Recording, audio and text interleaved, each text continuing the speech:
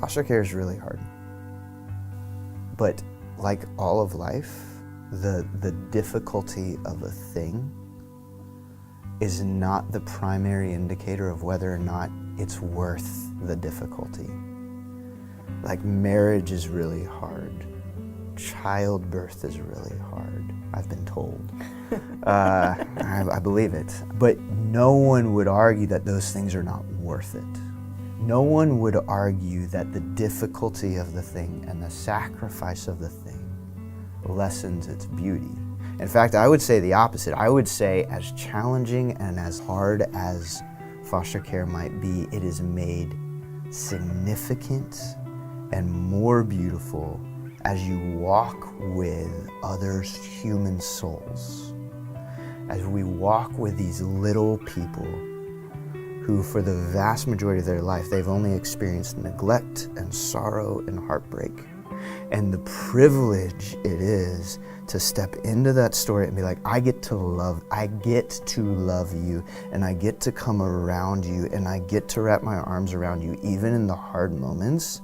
Like, you compare that with you having a pleasant, nice weekend where you get to sit on the couch for 3 hours. And you're like, yeah, one's gonna be easier. For sure, hands down, one's gonna be easier. One story of how your month goes is going to be more pleasant. But I don't know of anyone that's fostered that after having experienced both would say that, yeah, the pleasant way is better. Because once you get in it and you realize fostering is not just I'm part of a massive bureaucracy and I'm just a cog in the machine. That's not it.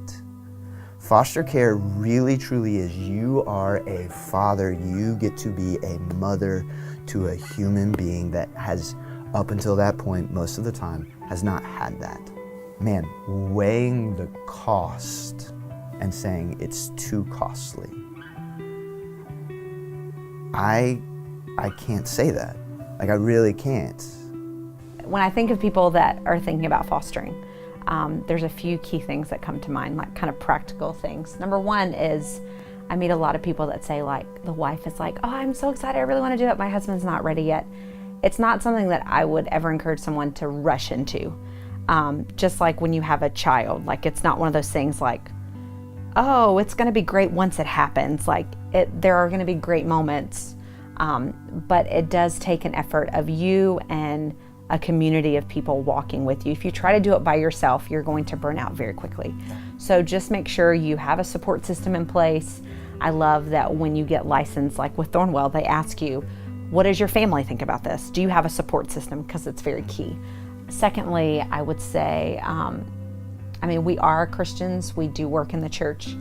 So what a beautiful opportunity to show about the beauty of being grafted into a family, being adopted into a family, than foster care and adoption.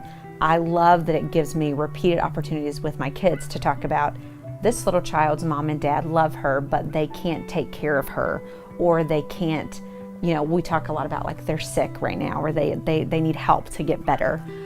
What a beautiful picture to say, this child doesn't have anyone to love them right now, and so we are going to step in and love them because Jesus did that to us.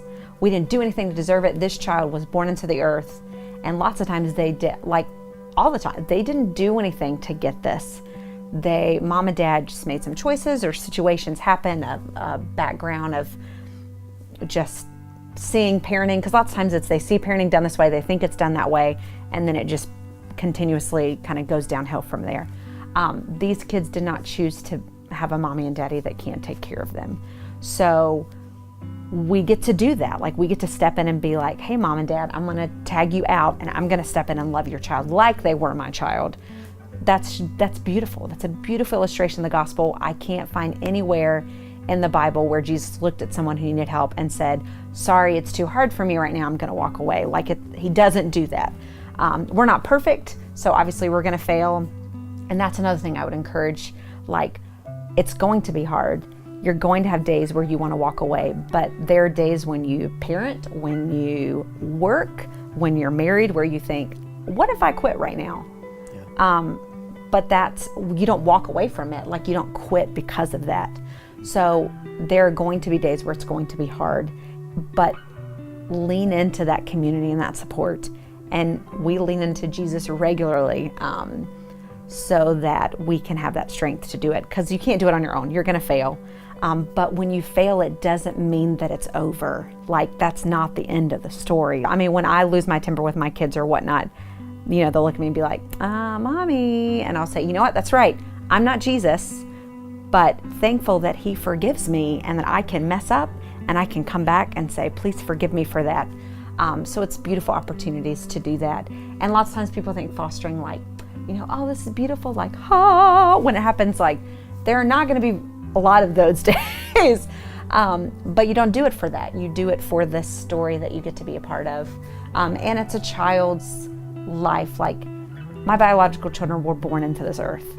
And if they were delivered, I can't say, what do you want to do now? They can't make that choice. So love them, because there's no one to fight for them right now.